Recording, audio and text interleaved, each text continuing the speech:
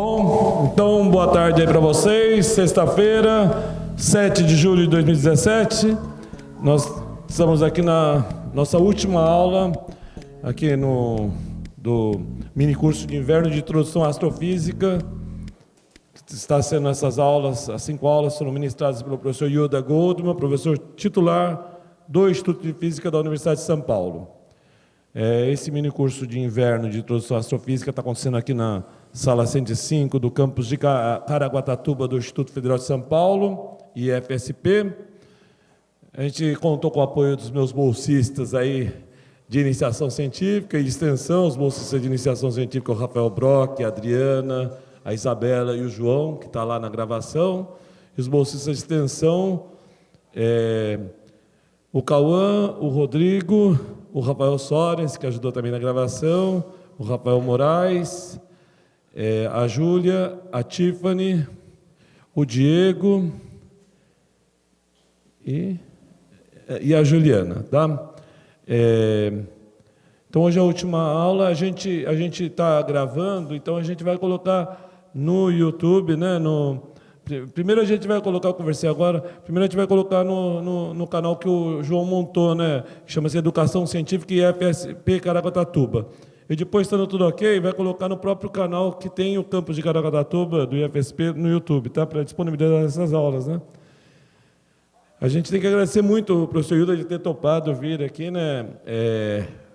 Gentilmente, né? Graciosamente, passar um pouco do conhecimento dele aqui para vocês, né? Legal vocês aqui nas férias de julho estarem participando, estarem interessados, né? Alunos de ensino médio, alunos de vários cursos diferentes, né? ADS, processos gerenciais. É muito bacana, isso mostra um interesse grande pela área da física e da astrofísica.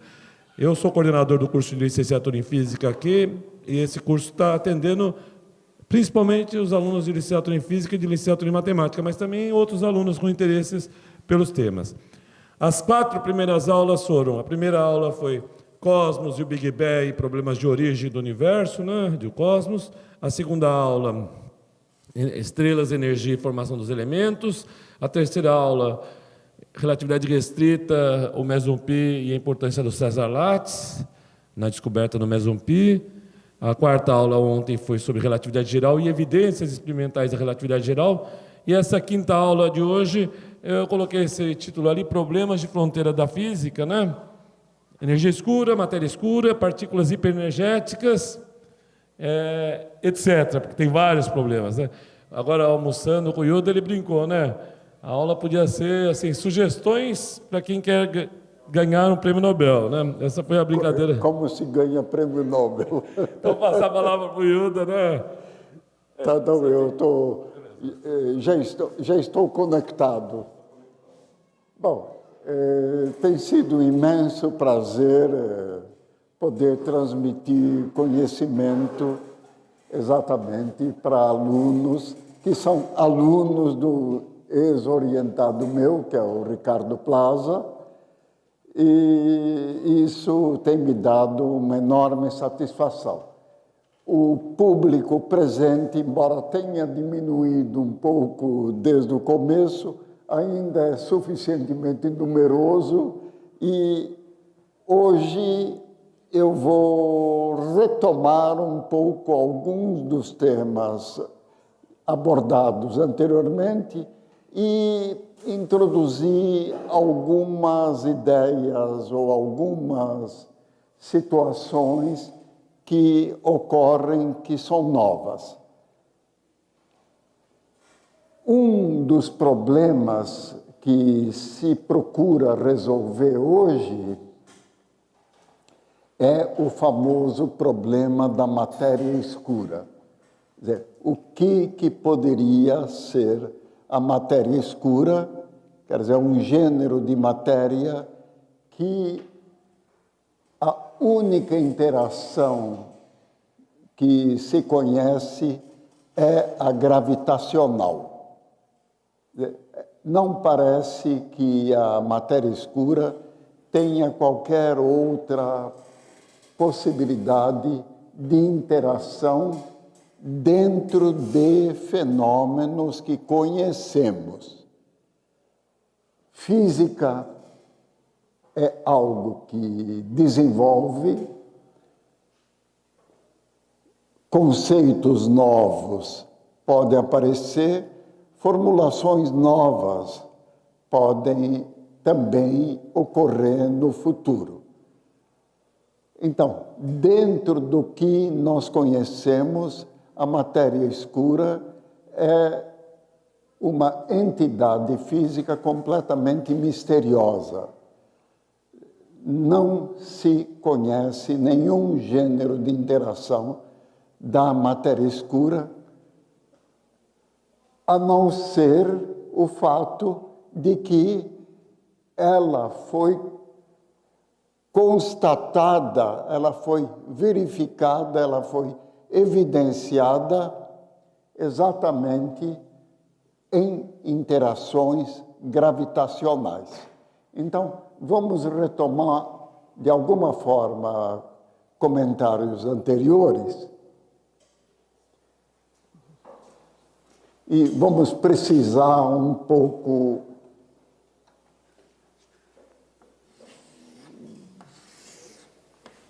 temos uma determinada distribuição de matéria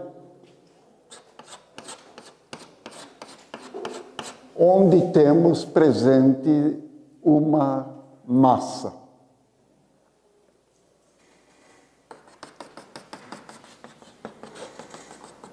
A uma certa distância, eventualmente, essa distância pode estar tangenciando, acompanhando essa massa, temos uma determinada partícula com massa m,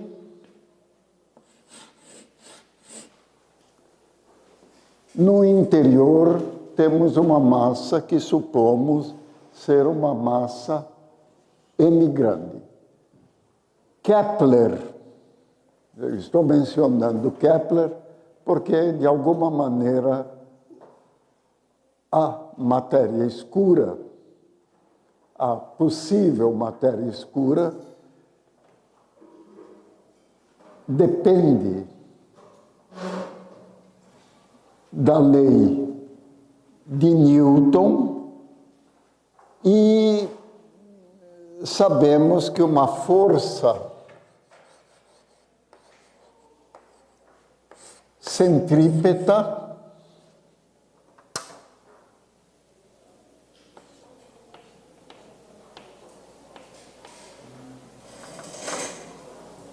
quando há uma determinada distribuição de matéria, a força centrípeta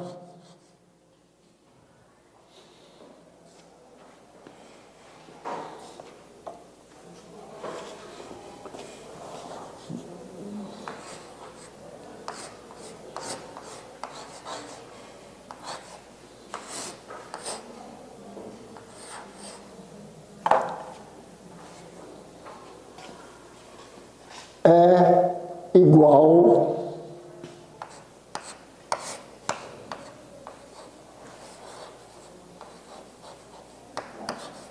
à força de atração gravitacional. Então, temos essa igualdade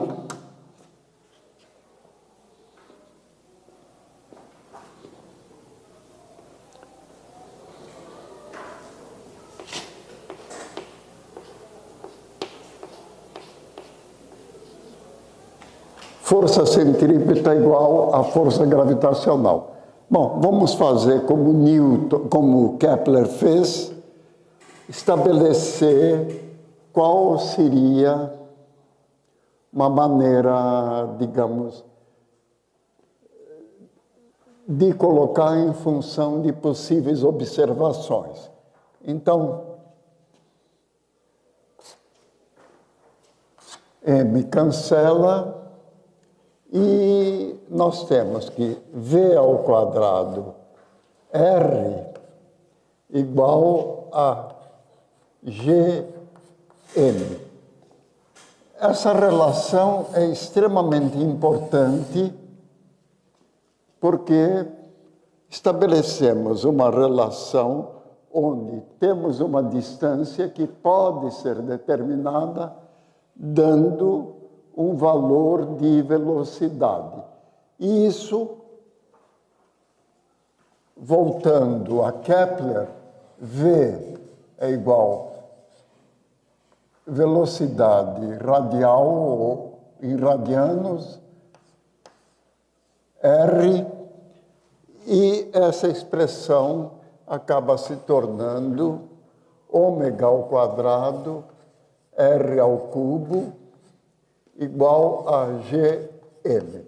Então, isso vale para os planetas.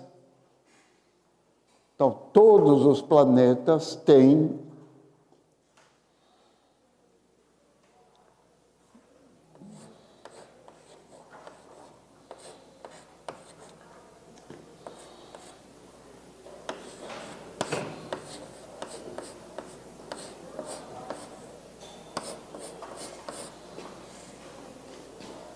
essa relação.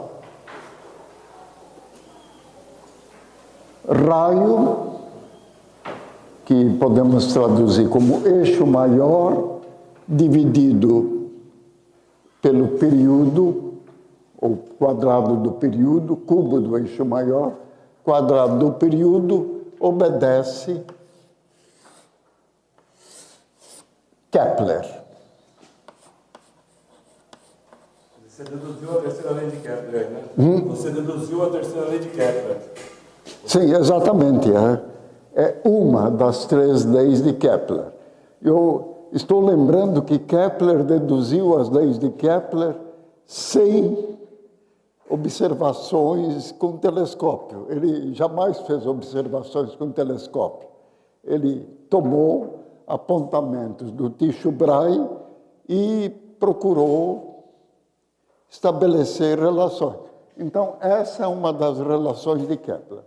Bom, só que vamos generalizar. Vamos pegar Via Láctea, nossa galáxia. A nossa galáxia, via observações telescópicas de altíssima precisão, podemos estabelecer o raio, ou que chamamos, ou acabamos chamando o raio, às vezes seria o raio equivalente, mas temos um determinado valor para o raio. Então, temos a distribuição de matéria. Temos um determinado período determinado. Aliás, no caso da Via Láctea, essa determinação do período é um tanto complicado, mas, digamos, foi possível fazer essa observação com bastante precisão. Constatação. O período ou a velocidade, que é a mesma coisa, uma vez que o raio é conhecido, acaba não correspondendo à massa. Tudo se passa como se a massa fosse maior. A massa é a massa observada. Então, há situações nas quais a massa pode ser observada, foi observada, e o que acabamos descobrindo que existe um desacordo. Quer dizer, há indicação de que há uma massa maior. Há outras galáxias, há, aliás, milhões de galáxias no universo. Toda uma série de observações já foram feitas. a constatação de existência de uma massa numa quantidade maior, aliás, razoavelmente maior, foi feita sistematicamente. Há uma generalização com respeito a essa situação de massa maior. A partir da época que esses poderosíssimos telescópios que podem ser colocados no espaço puderam passar a fazer observações, acabou se descobrindo um novo gênero de fenômeno, indicando presença de algum tipo de entidade com propriedades gravitacionais capaz de provocar deflexões na luz vindo de possíveis estrelas distantes. Uma das observações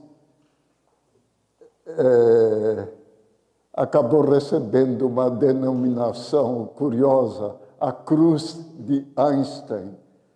É uma situação que o mesmo objeto celeste, quer dizer, uma determinada estrela, a alguns bilhões de anos-luz, encontra matéria escura, lente gravitacional, e ela se subdivide em 4, formando uma cruz. Se sabe que é o mesmo objeto espacial porque a espectroscopia do objeto é exatamente a mesma para os 4 objetos evidenciados. Então, mistério. O nome que se dá a esse mistério é matéria escura.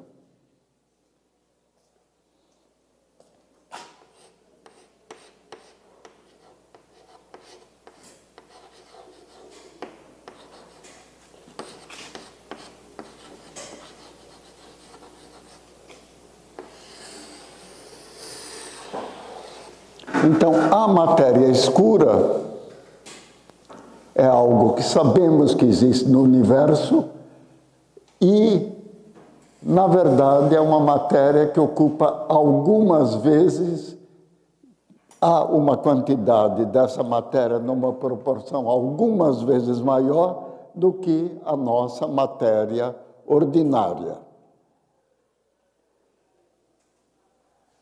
Ela tem sido objeto de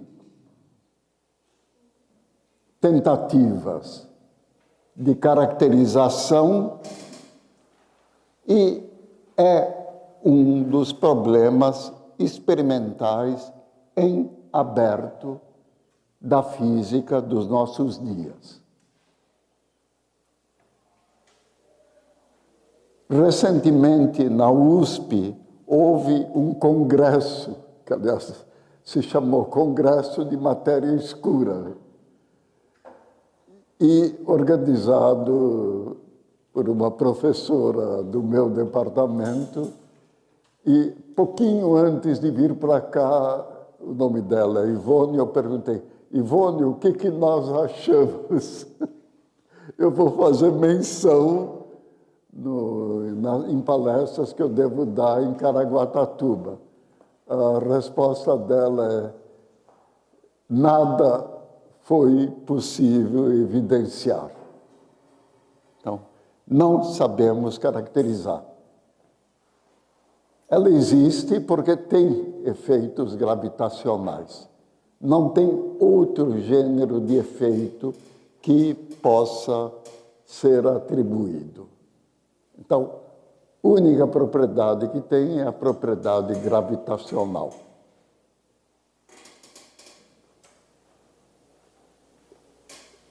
Eu espero que o mistério, no momento é um mistério, seja desfeito nos próximos anos. Mas até agora Nada sabemos.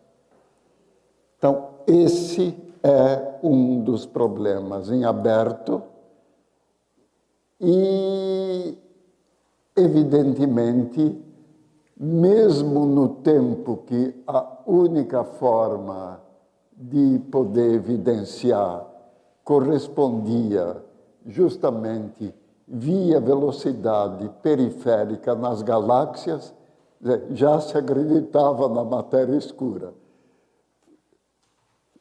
Fenômenos ligados à existência de lentes gravitacionais, constatados atualmente de inúmeras formas, ainda reforçaram a matéria escura. Então, matéria escura é um dos mistérios, um dos problemas em aberto da física dos nossos dias. Enquanto estávamos vindo para cá, o Ricardo, ele me lembrou como foi analisada a situação da física na virada do século XIX para o XX. Então, Kelvin dizia, existem dois problemas causando uma certa sombra, aliás, sombra e matéria escura até estão relacionados, causando uma certa sombra no conhecimento que temos de física. Mas isso deve ser desvendado rapidamente e a única coisa que é necessário fazer para o progresso da física hoje é melhorar a qualidade das observações. Ele estava completamente enganado, que a física dos nossos dias, evidentemente, é completamente diferente da física tanto do século passado como do século anterior. Nós estamos no século XXI e com mais mistérios aparecendo. Raios cósmicos.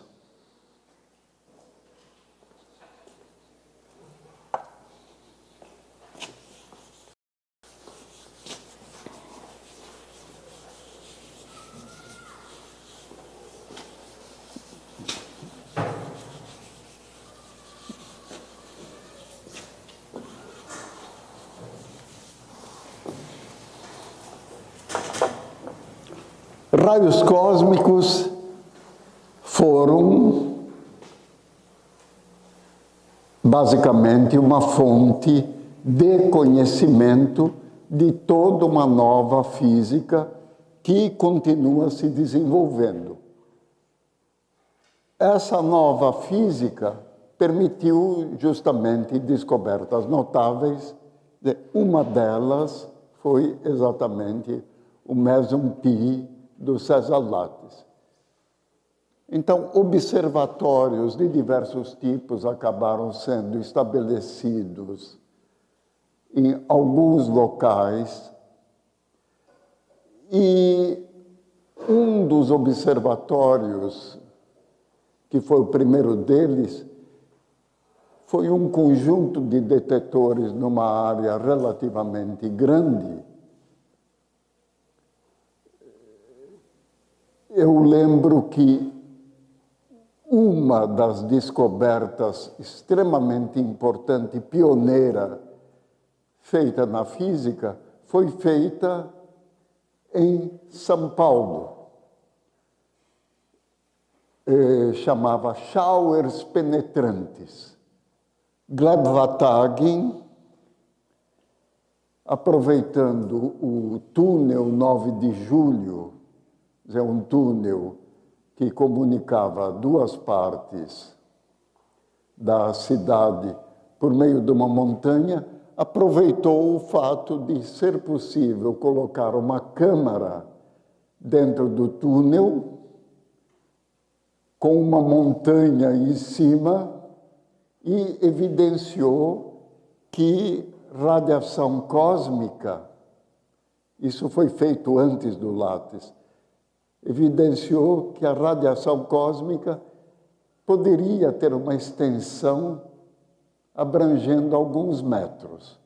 Então, a generalização dessa ideia levou a se construir um observatório de raios cósmicos com uma extensão relativamente grande, de centenas de metros quadrados, e se evidenciou a presença de partículas que, fazendo o cálculo da energia, chegava-se à conclusão que essa energia era extremamente elevada, muito mais elevada do que a energia correspondente a tudo que tinha sido observado. Então, uma extensão dessa ideia levou a alguns observatórios, atualmente temos alguns observatórios que abrangem uma área de quilômetros quadrados. Bom, como se sabe que é a mesma partícula que provoca?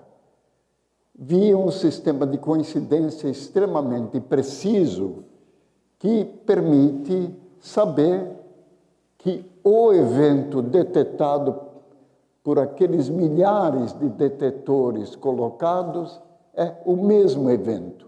Quer dizer, algo que veio do cosmos.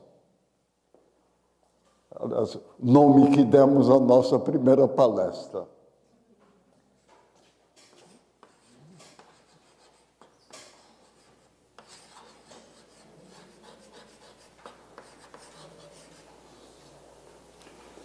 Bom, então, resumindo a história, energia medida desses eventos, o mais energético já evidenciado tem como ordem de grandeza, não se surpreendam,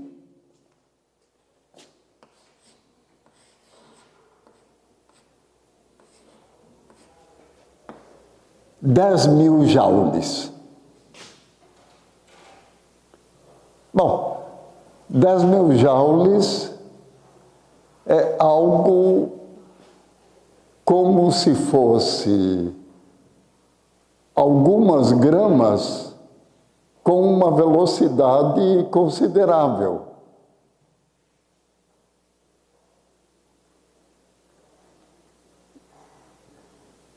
Bom, como partícula elementar pode ter essa energia? Ela percorre uma enorme distância, o conjunto de de um certo número relativamente grande hoje de observações, digamos, o 10.000 joules é o limite, mas existem uma enorme quantidade. Vamos dizer que uma partícula elementar com 1 joule também é uma energia considerável. Então, existe um certo número de observações indicando que pode-se atribuir a produção dessas partículas a um conjunto, direção, obviamente, não é completamente determinado, que está situado a mais do que uma dezena de bilhão de anos-luz da Terra. Se nós formos fazer o cálculo correspondente, acaba se descobrindo que isso poderia estar correspondendo a uma geração de energia de uma quantidade, de uma intensidade completamente desconhecida, e o mecanismo correspondente a essa geração é absolutamente desconhecido. Então, esse também é outro dos possíveis mistérios da física, que observações sistemáticas, o planejamento atualmente é aumentar a área de observação. A certeza de que é um único evento se deve a coincidências de sinais produzidos. Quer dizer, um determinado sinal é produzido via detetores, milhares de detetores, e esses milhares de detetores dão um sinal coincidente com uma diferença de menos que nanosegundo, indicando que é um único evento. Então, os nossos showers penetrantes do túnel da 9 de julho acabaram virando showers extensíssimos, penetrantes, que atingem a superfície da Terra. Eu não vou entrar em detalhes, que não é bem o caso, mas isso corresponde à produção múltipla de partículas com uma energia absolutamente extraordinária que ocorreram em algum ponto da atmosfera. Então, evidentemente, a etapa seguinte disso é tentar aumentar a área de observação e isso pode ser feito, digamos, dentro de um projeto exequível, que custa caro, estabelecendo áreas de observação em toda uma série de posições na Terra e procurar estabelecer coincidência entre esse conjunto de áreas de observação. Essa energia, 10.000 joules, é o limite das observações hoje. Isso não quer dizer que é o limite possível. Eventualmente, eu conectar milhares de quilômetros quadrados, quer dizer, indo muito além, possivelmente podemos estabelecer um valor mais elevado.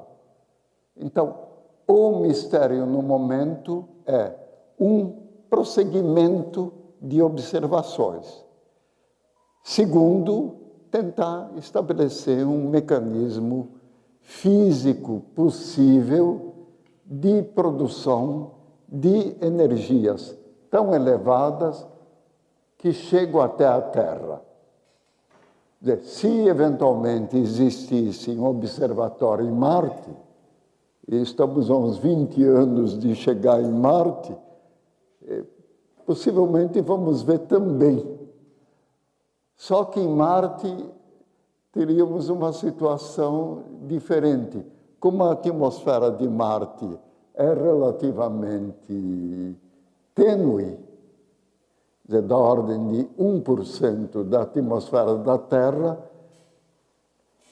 a observação eventualmente poderia se dar via um único evento ou um número mais limitado de eventos.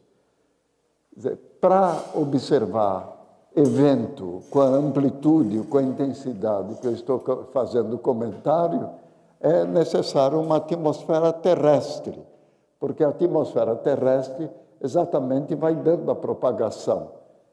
Quer dizer, algo é produzido, vai se propagando, vai descendo, até formar um chuveiro extenso. Se nós estivéssemos em Marte, provavelmente não haveria o chuveiro extenso. Seria algo que chegaria simplesmente de uma forma completamente direta. Aí teríamos que estabelecer um detetor possível capaz de observar esses eventos. Não foi possível, até o momento, instalar nas diversas estações espaciais algo que pudesse responder exatamente a essa dúvida que poderá ser, não vou dizer constatada, mas pelo menos observada, dando mais uma informação.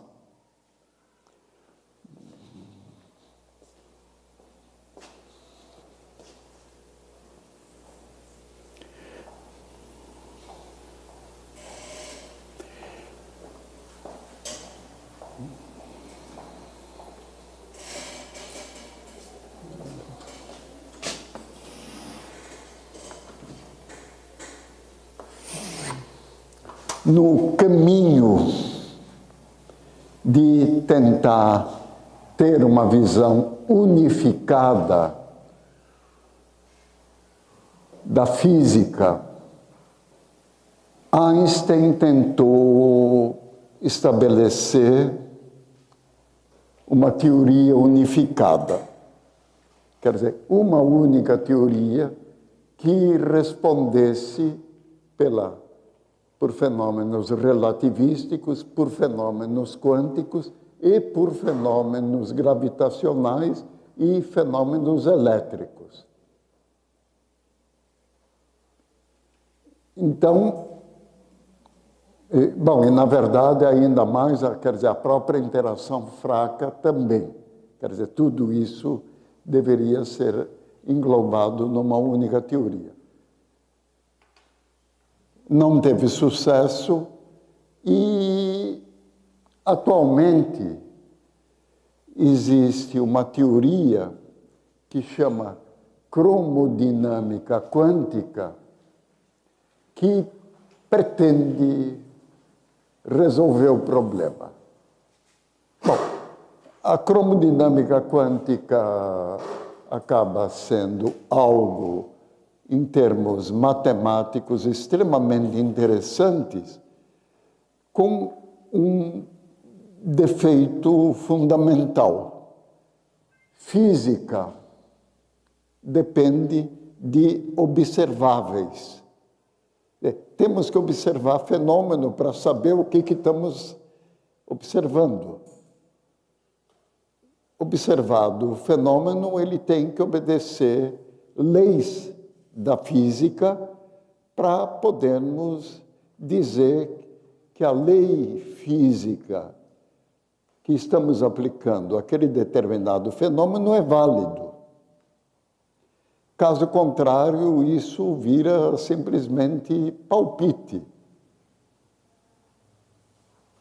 Teoria de descobrir em jogo de futebol qual a equipe que vai ganhar não existe.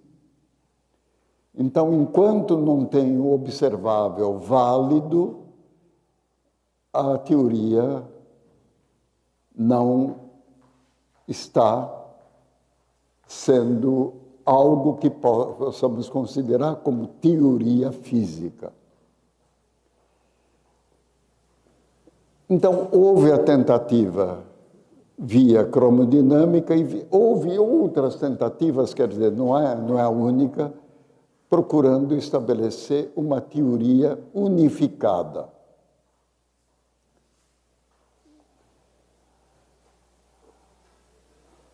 Uma das hipóteses que se tem sobre possível teoria unificada é um postulado, vamos chamar postulado, ou eu poderia chamar também de hipótese, que é a hipótese da unificação das forças. Então, há uma afirmação feita por físicos respeitáveis, eu não me incluo no meio, há uma afirmação feita por físicos respeitáveis de que tudo vai estar resolvido quando nós tivermos a possibilidade de chegar a energias muito mais elevadas do que a presente. Então, a energia da máquina nuclear mais poderosa atualmente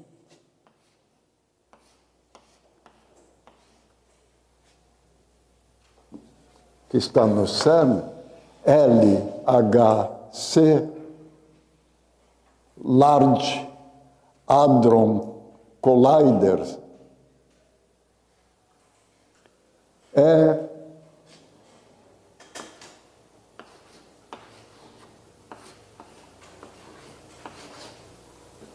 10 TeV. Quer dizer, isso colocado em termos de elétron-volt,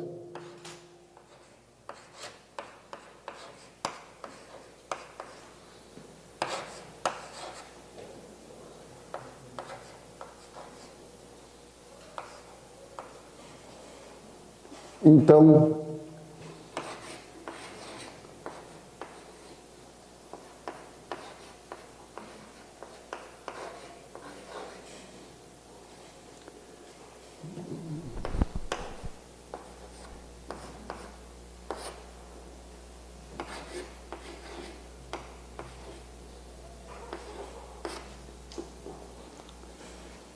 partículas podem ser acelerados numa equivalência correspondente a 1 microjoule. Atualmente. Bom, desenvolvimento de máquinas existem, possivelmente algum consórcio europeu no futuro próximo vai estar tentando desenvolver máquinas mais poderosas. Houve uma tentativa americana de desenvolver um super collider, colisor, um super collider de 20 TeVs.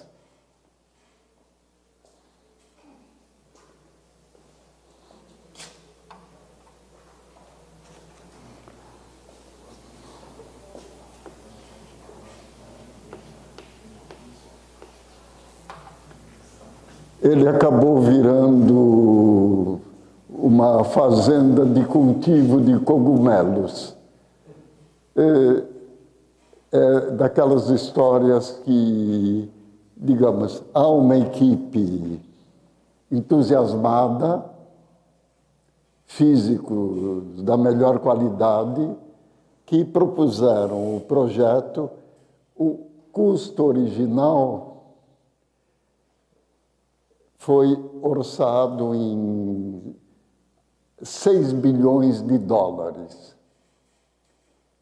A máquina apresentou algumas dificuldades, não foi possível, e a determinada altura houve uma reformulação e houve uma ideia de que provavelmente uma suplementação chegando a algo da ordem de 10 bilhões de dólares. Essas cifras que eu estou dizendo não são as exatas, mas é que fazem parte da história. Algo da ordem de 10 bilhões de dólares foi submetido ao Senado, aprovado, e houve determinadas divergências conceituais de tecnologia. que acabaram provocando um atraso no projeto e, a determinada altura dos acontecimentos, o dinheiro acabou. Bom, dinheiro acabou, Estados Unidos é um país rico, podemos ter um suplemento e concluir a máquina. É uma máquina enorme, ocupa uma área imensa, acho que a circunferência é algo próximo dos 200 quilômetros. Aliás, não, é 80 quilômetros. Bom, e aí houve reformulação, submetido de novo, o Senado vetou. Não houve dinheiro suplementar, a máquina parou e, atualmente, todo aquele enorme túnel que, na verdade, foi construído, acabou virando uma plantação de cogumelos. Quer dizer, nada mais pôde ser feito. O LHC recebeu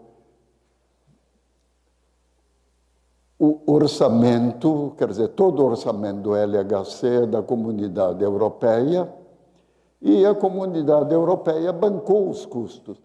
Aliás, essa máquina, o LHC, custou da ordem de 20 bilhões de dólares. Quer dizer, indicando que a máquina americana precisaria efetivamente mais dinheiro. O LHC teve dificuldades enormes, mas, basicamente, como foi apresentada de outra forma, e foi apresentada na Europa, e foi apresentada com apoio de países extremamente importantes, como a Alemanha, Inglaterra, França, Itália, e mais o orçamento vindo da Comunidade Europeia, então foi possível construir, e há uma ideia de uma ampliação possível da energia. O Super Collider americano deixou de existir. Então, de qualquer maneira, eu estava falando que, muito provavelmente, quando se chega a energias bem mais elevadas, pode existir situações nas quais o comportamento da matéria para todas as possibilidades de interação seja o mesmo. Então, vamos tentar vislumbrar qual que poderia ser essa energia.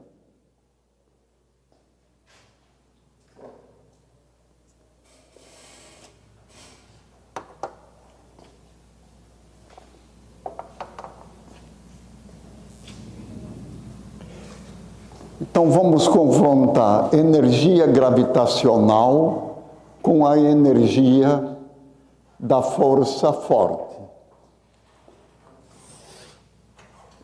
Eu não vou dar maiores explicações de por que coloco mas à medida que eu for fazendo os cálculos, vai ficando mais ou menos claro.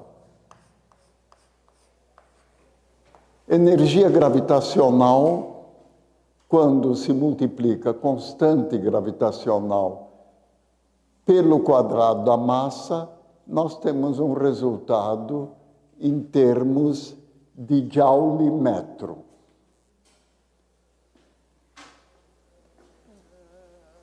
H cortado está relacionado à força digamos, quântica, e a força quântica está relacionada à força nuclear.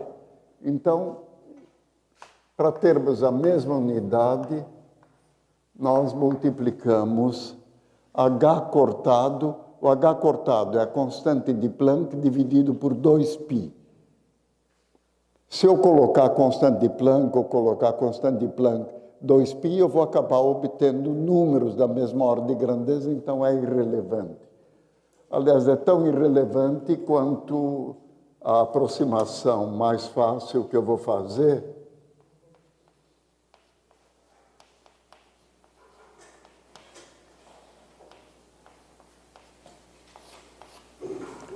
fazer o 2/3 igual a 1.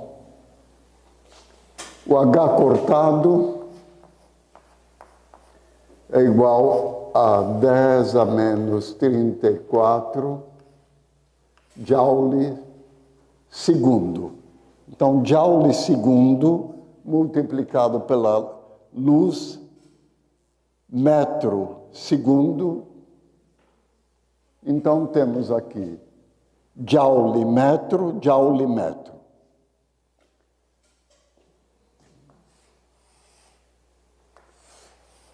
Então, HC, omitindo o 3, porque vocês vão ver que não tem nenhuma importância. Aliás, tem importância, mas não tem nenhuma importância para obter a ordem de grandeza que eu preciso. Então, HC é velocidade da luz 10 a 8, 10 a menos 34.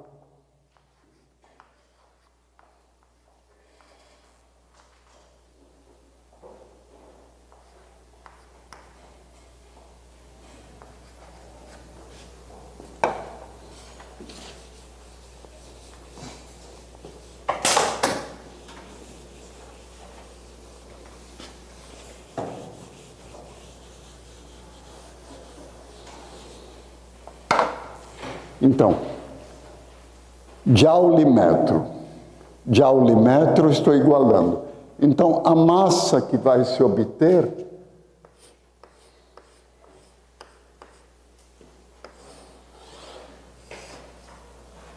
quer dizer, o valor especial dessa massa vai ser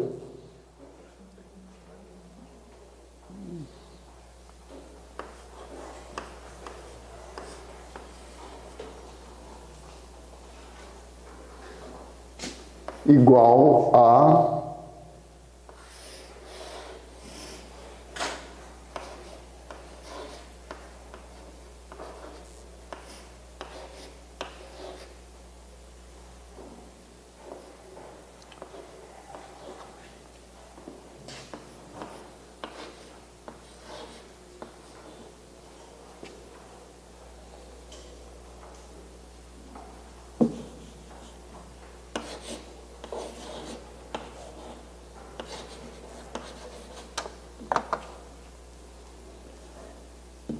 dez a 8 quilos, 10 a menos 26, 10 a menos 10, 10 a menos 16, não, desculpe, é o contrário, 10 a...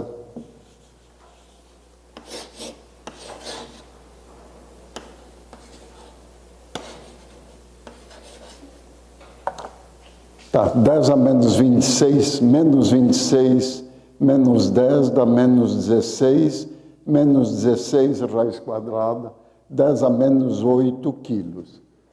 Vamos escrever isso de outra forma. Isso é 10 a menos 5 gramas é igual a 10 microgramas. Então, se nós estamos com uma massa da ordem de 10 microgramas, essa massa eventualmente produzida iria corresponder à situação de equivalência. Então, constante gravitacional aplicada a massas da ordem de 10 microgramas acabariam dando uma energia igual à energia da força nuclear. Então, nessa situação é a situação na qual poderia ocorrer a equivalência. Agora, bom, mas temos que produzir elementarmente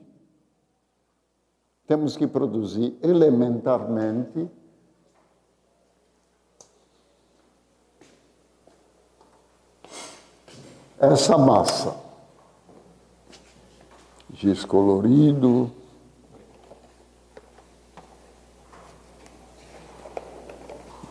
Então, temos que produzir elementarmente essa massa.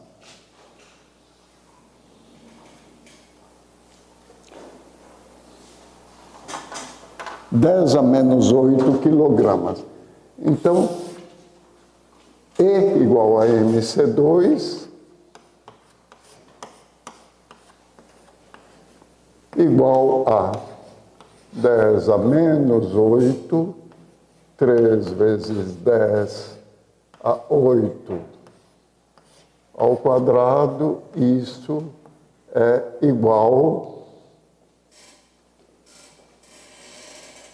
Bom, 3 ao quadrado é próximo de 10, 8, 16, temos aqui 10 a 17,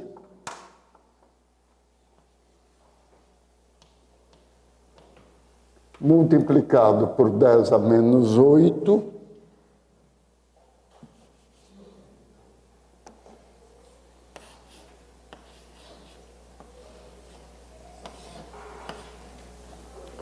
trivial.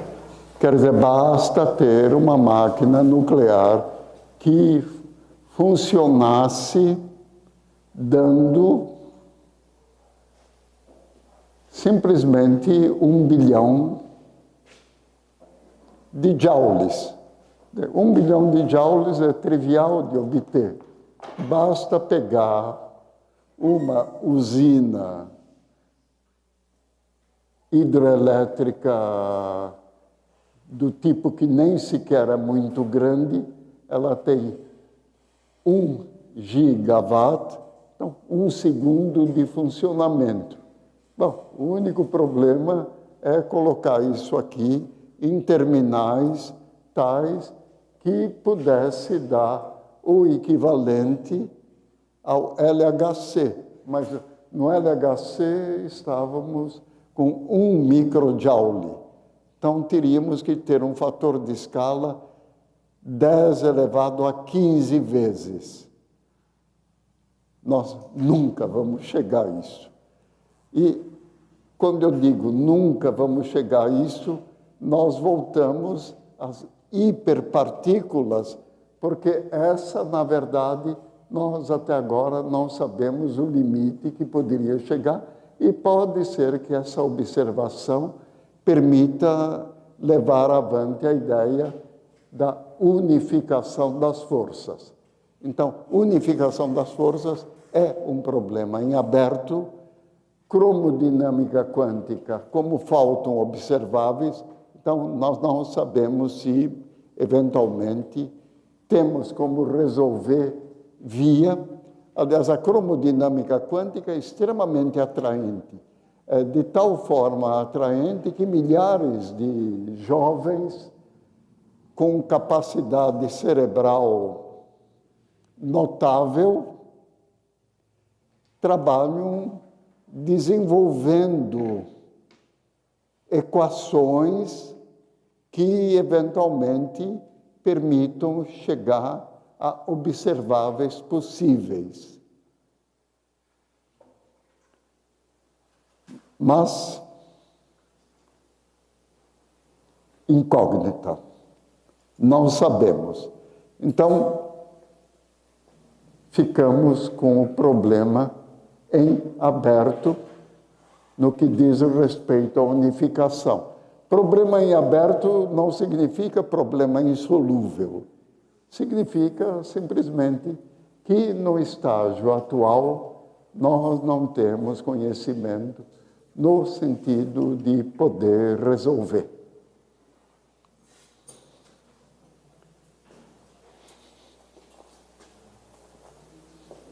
Ok.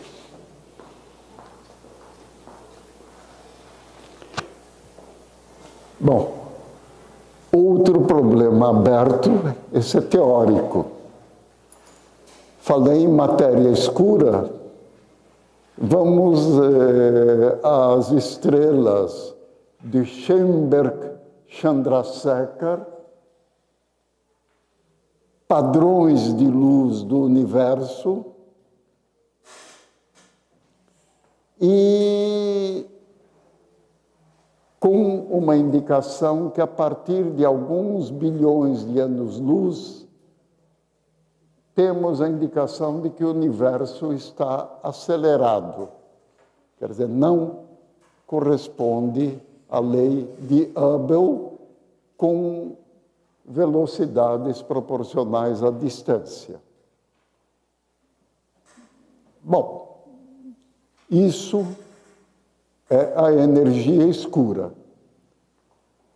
A energia escura não tem, no momento, nem dentro da relatividade geral, uma formulação consistente.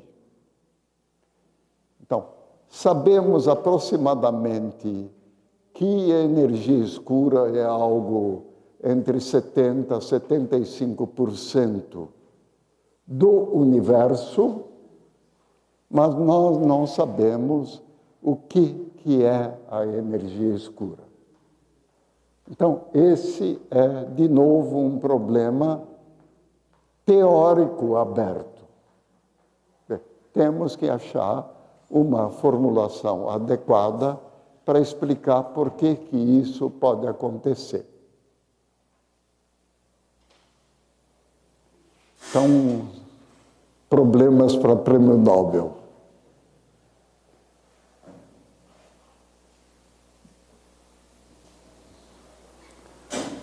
Aliás, eu, quando estudante, os possíveis problemas para Prêmio Nobel eram mais simples.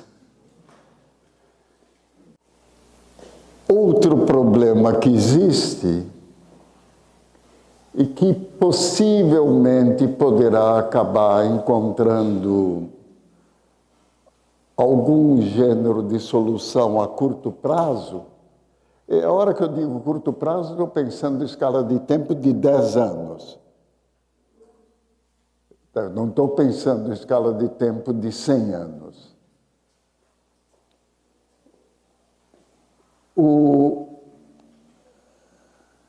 Quando, na segunda palestra, eu falei sobre produção de elementos nas estrelas, então vocês viram que elementos químicos têm uma complexidade que vai crescendo à medida que aumenta o número atômico.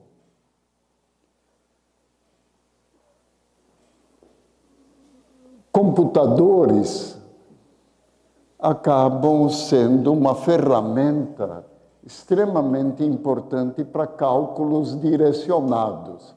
Quer dizer, se nós sabemos qual o cálculo a ser efetuado, nós temos a possibilidade de encontrar uma solução. Átomo, estou pensando átomo, estou pensando na periferia do átomo, estou pensando nos elétrons do átomo. Existe uma formulação, essa formulação, em termos teóricos, foi feita na década de 30. Chama Artre-Fock. É desnecessário tomar nota do nome, mas é uma formulação na qual acaba se descobrindo quais as soluções quânticas, que se chamam funções de onda, correspondentes, e acaba tendo-se a possibilidade de determinar com precisão as propriedades do átomo. Hoje, com possibilidades que temos de medida do átomo, nós vamos dizer que, muito provavelmente, todas as medidas possíveis de átomos já foram efetuadas, e as que não foram efetuadas são passíveis de serem medidas utilizando, eventualmente, técnicas de observação instrumental muito sofisticada. Há alguns anos, aliás, a hora que eu digo alguns anos atrás, há coisa de uns 50 ou 40 anos atrás, determinar com precisão as propriedades do átomo era algo muito difícil. Computadores, exatamente com o poderio que tem, e mais ainda hoje, com os supercomputadores existentes, existe a possibilidade, ou, na verdade, nem existe, existiu a possibilidade de calcular estrutura atômica, estrutura eletrônica com precisão.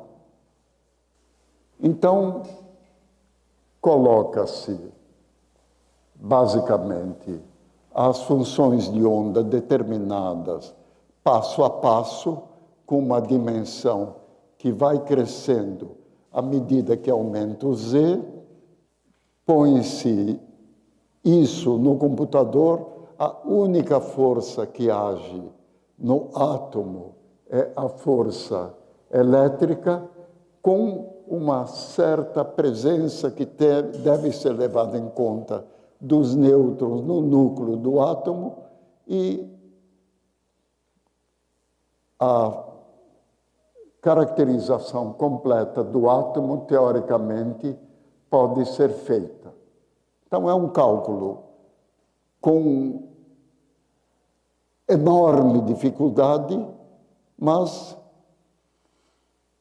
80 elétrons com um computador que tem 10 a 16 flops, torna-se possível. Aliás, nem foi necessário chegar aos supercomputadores que existem hoje, algumas dezenas. Mas, núcleo, nós temos uma situação mais complicada. Na verdade, a força nuclear, com a exatidão da força coulombiana, não foi determinada. Existem expressões empíricas que podem ser utilizadas, expressões essas que podem ser aperfeiçoadas, e aí nós nos vemos na presença de um núcleo que tem prótons, tem nêutrons, e entre prótons e nêutrons temos uma força nuclear atuando. Essa força nuclear é, de certa forma, a mesma entre prótons e nêutrons, com pequenas diferenças, mas isso pode ser determinado bastante bem num tempo relativamente curto. Então, nos vemos ante uma determinação exata de propriedades nucleares, utilizando justamente cálculos com computador, resolvendo o problema. Isso foi feito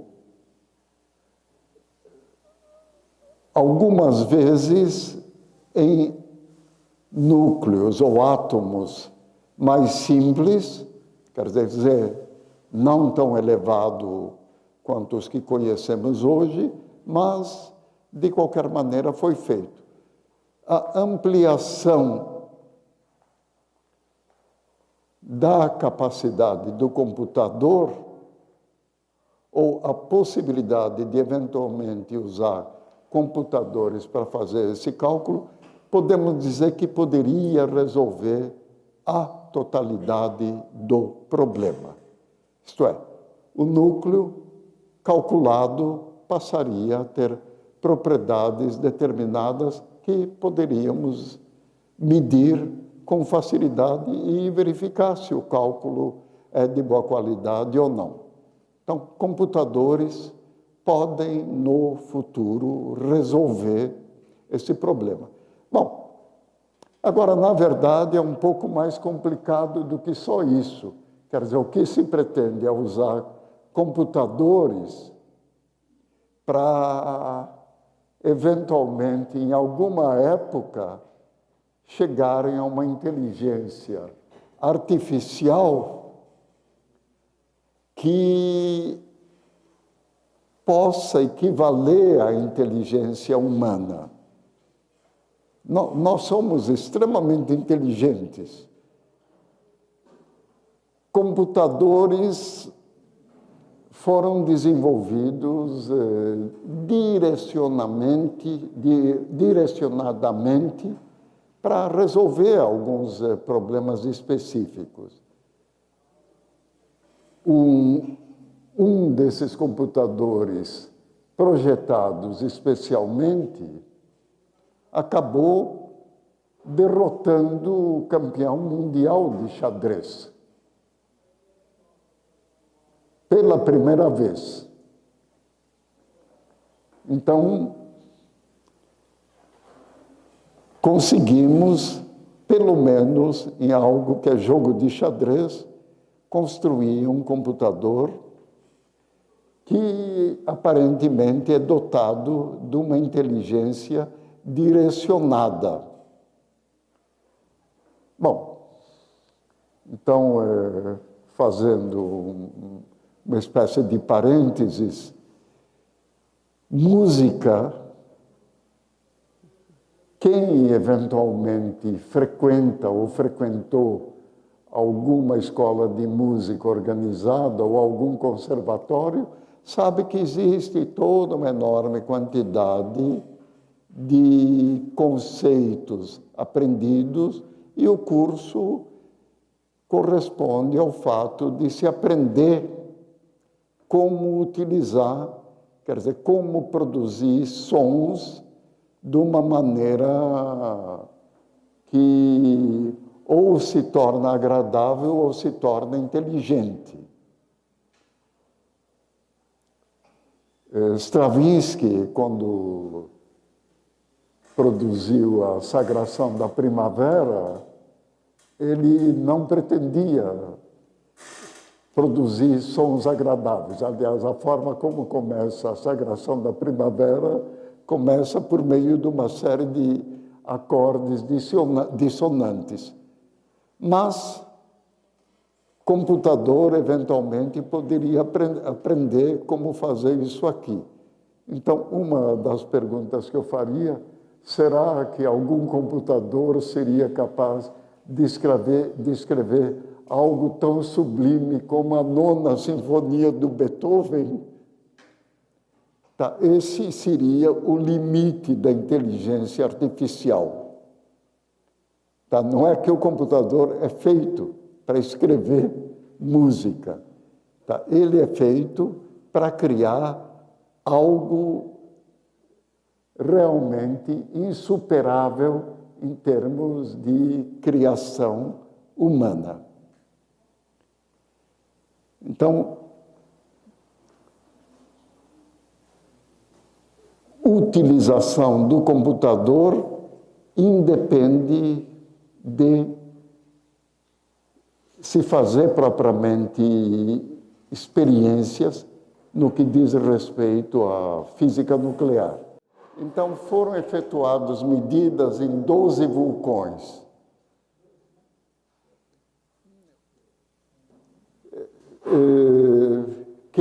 Há quem costuma dizer conhecer um é a mesma coisa que conhecer todos. Não, acabamos descobrindo que absolutamente não. Então, alguns dos vulcões que nós determinamos tinham uma propriedade extremamente diferenciada. Urânio e tório, que aparecem espalhados em toda a crosta terrestre, em 2 dos vulcões, principalmente, eu vou só acentuar 2, em Kilimanjaro Kilimanjaro é uma montanha da África, de mais de 5.000 metros de altura. Então, amostras coletadas nesses vulcões indicaram uma presença de urânio e tório, algo da ordem de mais do que 10 vezes a correspondente à crosta terrestre. Então, isso indica que na origem, ou na possível origem da lava vulcânica, a profundidade pode corresponder a uma profundidade na qual existe uma concentração maior. Então, esse é um elemento importante e, com a técnica que nós usamos de determinação dos elementos químicos,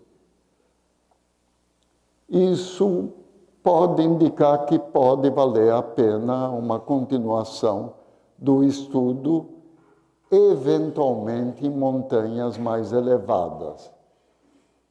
Eu estou planejando a curto prazo fazer uma coleta de algo da ordem de umas 10 amostras nos Andes. Por que eu estou escolhendo Andes? Porque é mais fácil chegar nos Andes do que no Everest. Eu tenho um técnico de laboratório que adora subir, aliás, ele já subiu no Everest, e ele ficaria encantado em poder coletar amostras nos Andes. Bom, sistema solar, ele deve ter aproximadamente uma composição que deve ser mais ou menos a mesma em todo... Bom, dizer mais ou menos a mesma é um pouco de exagero, mas não deve ser muito diferente nos planetas do sistema solar. O meteorito, amostras que ficam bombardeando a superfície da Terra, são possíveis restos de ou planetas que se fragmentaram ou, eventualmente, asteroides. Então, nós atualmente estamos fazendo uma pesquisa com meteorito. Então, o que tem de interessante essa pesquisa? Há 60 milhões de anos atrás, dinossauros que habitavam a Terra possivelmente foram extintos por um meteorito gigante, bem gigante, que atingiu a Terra. Então, como eu caracterizo eventualmente possível meteorito que pode corresponder a uma classe semelhante ao meteorito da extinção? Aliás, na Terra nós não tivemos uma única extinção. Tivemos algumas. A mais recente é a dos dinossauros, há 60 milhões de anos. Então, como eu posso caracterizar um eventual meteorito que pode estar ligado de alguma forma à extinção? Então, a situação é relativamente simples.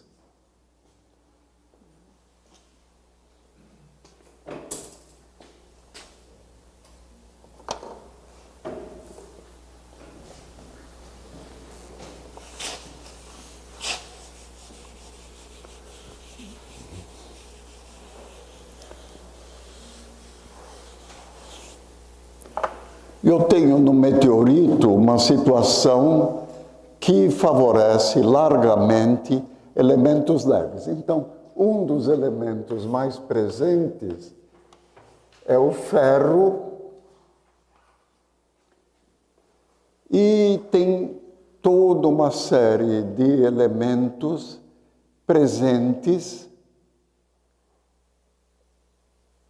até os últimos estáveis, ou quase estáveis conhecidos, que são urânio e tório. Então, se eu considerar o ferro arbitrariamente como presente em 1 milhão de átomos, o irídio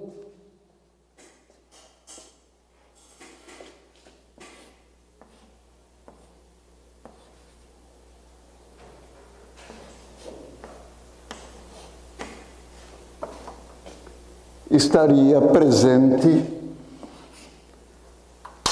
um átomo. Então, 1 em 1 milhão, o que tem alguma lógica, porque a produção de elementos no sistema solar vai se dando, decrescendo a quantidade à medida que aumenta o Z. O Z do irídio é 77, Z do ferro 26, então bastante razoável essa situação. Bom, o que acaba acontecendo na Terra, na crosta terrestre, que o irídio presente na crosta terrestre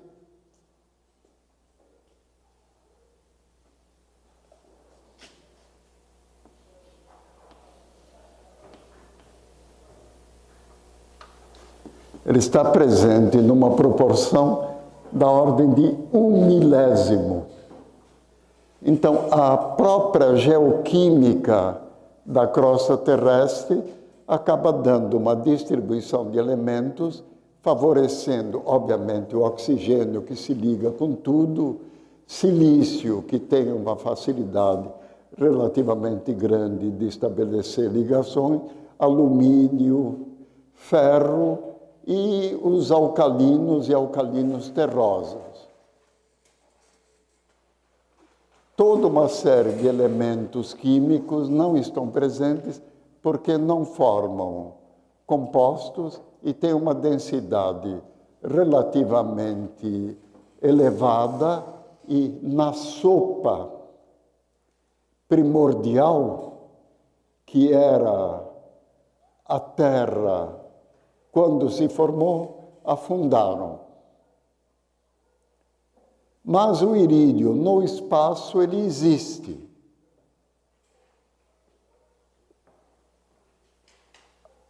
Por quilômetro quadrado, nós temos 4 gramas atingindo a Terra via meteoritos maiores ou menores. Os que nós conseguimos coletar como possível amostra são da ordem de grama.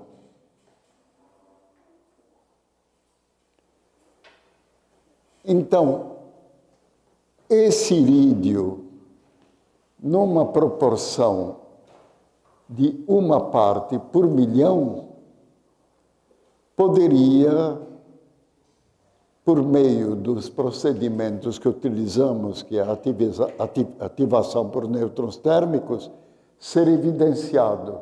Então, isso daria uma informação a mais para a memória dos dinossauros.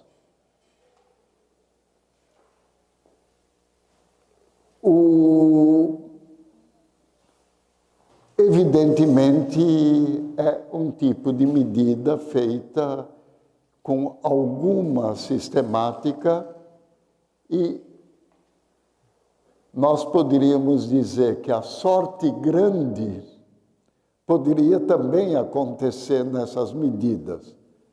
Então, o que eu chamo de sorte grande? Nós, evidentemente, temos uma civilização de observação do céu desde os primórdios das sociedades urbanas. Gregos sistematizaram essas observações via observação da ordem de 1000 estrelas. Então, essas observações continuam sendo feitas. O que acaba acontecendo com a possibilidade de, eventualmente, irídio poder ser detectado é, primeiro, a evidência de que alguns dos meteoritos ou alguns dos asteroides têm uma proporção de irídio mais ou menos a esperada. A sorte grande que eu acabei mencionando seria, eventualmente, conseguirmos detectar alguma supernova extra-sistema solar que não observamos porque pode ter ocorrido há milhares de anos, sem registro, que explodiu com plutônio 244,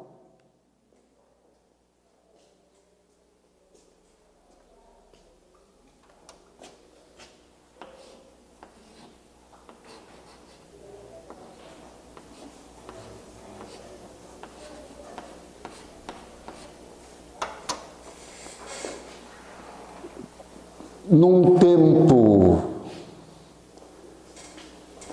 não muito maior do que 80 milhões de anos atrás, e se nós conseguirmos evidenciar, é exatamente o que eu estou dizendo, esse poderia ser a sorte grande, quer dizer, evidenciar plutônio dentro da nossa galáxia, que pode ter sido uma supernova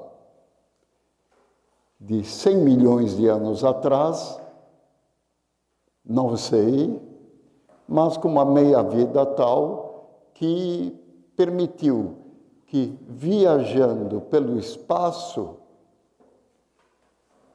atingisse a Terra. Quando eu falo viajando pelo espaço, eu estou pensando não em velocidades da luz, estou pensando em velocidade, fração da velocidade da luz, quer dizer, 300 quilômetros por segundo, que é uma velocidade, eventualmente, que um pedregulho lançado por uma supernova poderia atingir chegando à Terra. Só que se isso aconteceu a uma distância da ordem de 10 mil anos-luz, quer dizer, 10 mil anos-luz é um número arbitrário que eu estou tomando, ele chegaria na Terra 10 milhões de anos depois. Se aconteceu há 100 mil anos, chegaria à Terra 100 milhões de anos depois. Mas 100 milhões de anos depois, eventualmente, nós poderíamos estar detectando. Você quer falar algumas famosas últimas palavras, famous last words? Sim, bom, eu quero agradecer a audiência. Conservou-se num número relativamente grande o tempo todo, apesar da aridez de boa parte do tema.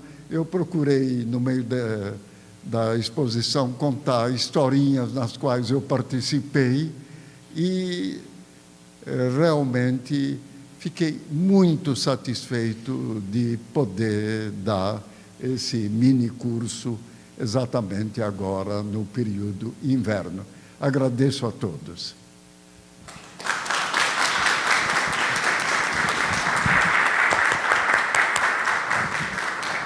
Bom, então, a gente está encerrando, né? Eu queria agradecer especialmente também o Gustavo, o Tiago e o Leandro, que são do setor da CTI, que colaboraram bastante para infraestrutura para gravar, né? Se as pessoas vão poder ver no YouTube essas 5 aulas, também é graças a vocês que fizeram um trabalho muito bom. Agradecer do fundo do coração a vocês. Agradecer aos meus bolsistas, os alunos que estão aqui presentes, mostrar que tem campo para a gente que quer pesquisar física, né? Quer pesquisar fronteiras de astrofísica, fazer depois fazer uma graduação. Aqui a gente tem um curso de licenciatura em física, também tem o licenciatura em matemática, que é um tema, que é uma área também afim, e fazer um mestrado e um doutorado depois. Essas 5 aulas desse mini curso de inverno de introdução à astrofísica aconteceram aqui de 3 a 7 de julho, aqui no campus de Caraguatatuba, do Instituto Federal de São Paulo. Foram ministrados aqui pelo professor Hilda Goldman, do Instituto de Física da USP, né? E agora, no final, que os alunos que se matricularam e que estiveram presentes nas aulas, a gente tem um certificado para entregar de presença. Tá? Muito obrigado a todos, um bom fim de semana e boas férias para quem eu não vou ver, tá? Ok?